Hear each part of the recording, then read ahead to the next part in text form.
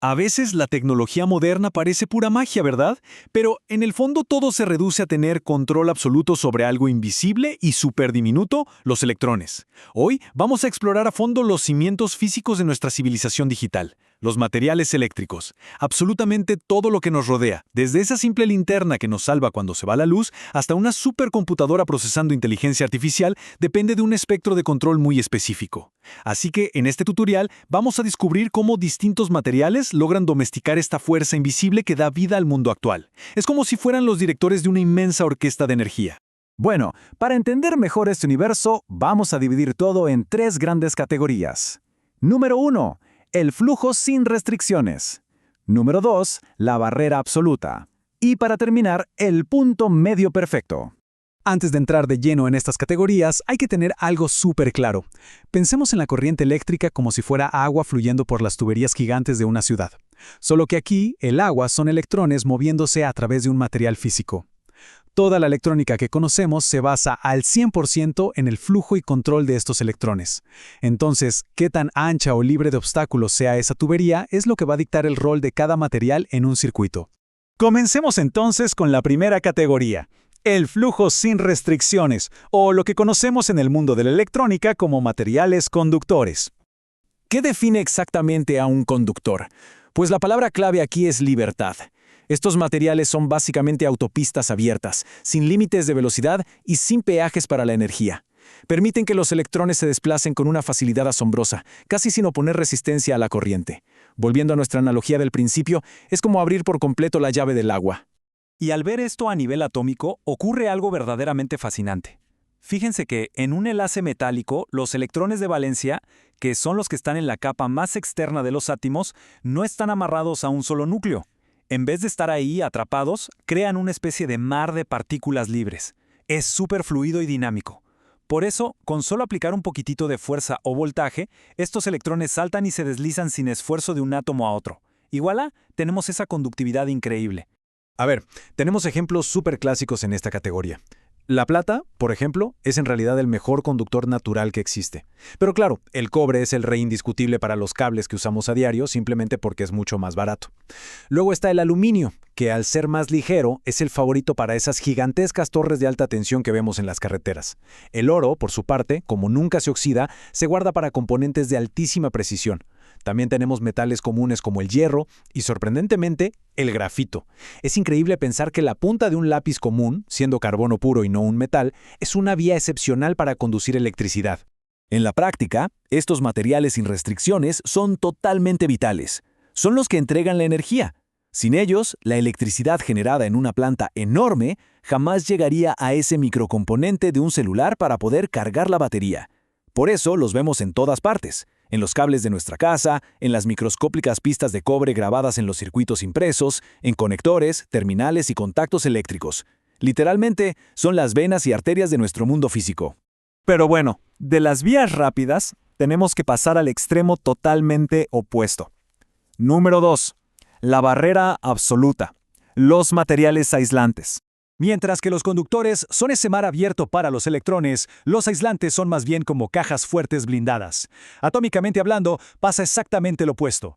Todos y cada uno de los electrones están rígidamente bloqueados dentro de sus enlaces atómicos. Al no haber partículas libres que puedan moverse, el material se convierte en un mundo intransitable. Básicamente, bloquea por completo el paso de la electricidad.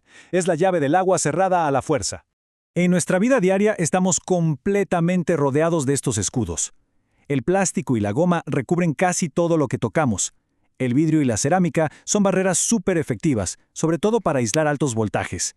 También hay elementos naturales increíbles como la madera seca o minerales protectores como la mica. Ah, y el aire. El aire mismo que respiramos es un aislante fabuloso. Claro, esto es así hasta que una tormenta eléctrica acumula una cantidad de energía tan brutal que logra romper esa resistencia atmosférica por un instante con pura fuerza bruta, creando un relámpago. Entonces, el rol de los aislantes se resume en dos cosas: seguridad y control. Si no existieran estos bloqueadores, usar cualquier tecnología sería súper peligroso o incluso letal. Por eso envuelven a los conductores, sirviendo como recubrimiento de cables para que la electricidad no se salga de su camino. Forman las carcasas robustas de nuestros aparatos, funcionan como separadores y aíslan las pistas en los circuitos. Básicamente previenen cortocircuitos desastrosos y nos protegen del caos eléctrico. Y ahora llegamos al verdadero clímax de esta exploración, la pieza maestra que desata la computación moderna. Número 3. El punto medio perfecto, los semiconductores. Al observar cómo se estructuran las bandas de energía, el contraste es súper revelador. En los metales, la banda de conducción y la de valencia se sobreponen, lo que permite el flujo de energía sin parar. En los aislantes o dieléctricos, la brecha entre estas bandas es gigantesca, un salto infranqueable.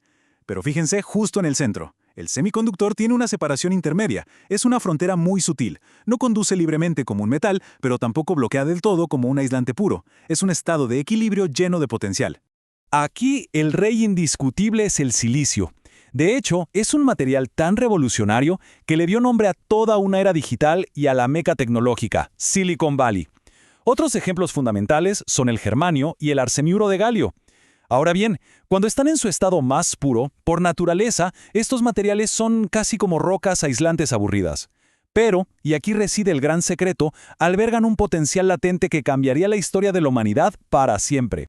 Con estos materiales no hacemos simples cables o carcasas, fabricamos el cerebro mismo de la era digital. Son la base mágica de las tecnologías más avanzadas del planeta, diodos, transistores, que luego se agrupan por miles de millones dentro de los circuitos integrados. Son el corazón palpitante de los procesadores, de las memorias masivas donde guardamos información y de los sensores ultraprecisos. Hablamos de los ladrillos básicos que construyen la inteligencia artificial y cualquier máquina moderna que podamos imaginar. Y este es el punto más crucial de todos. Todo se resume en una palabra: control. Un semiconductor es indispensable porque su conductividad no es fija, es condicional. Normalmente actúa bloqueando el paso, como un buen aislante.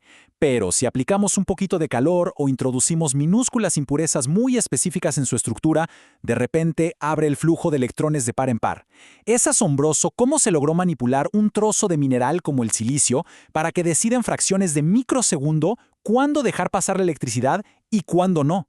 Esa capacidad milimétrica de alternar entre bloquear y permitir la corriente es literalmente la base de todo el sistema binario de unos y ceros. Si miramos el ecosistema completo, vemos cómo estos tres pilares se complementan de manera perfecta. Primero, los conductores garantizan un flujo libre, como el cobre, encargándose de transportar la corriente.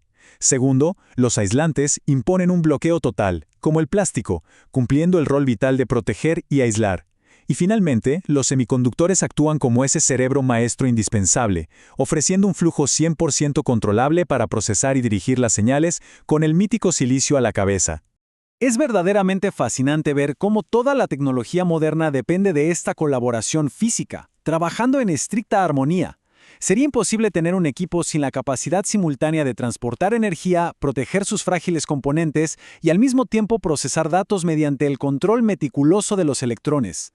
Así que, para terminar esta exploración, queda una reflexión resonando en el aire para considerar la próxima vez que veamos una pantalla encenderse. ¿Por qué un computador necesita conductores, aislantes y semiconductores al mismo tiempo?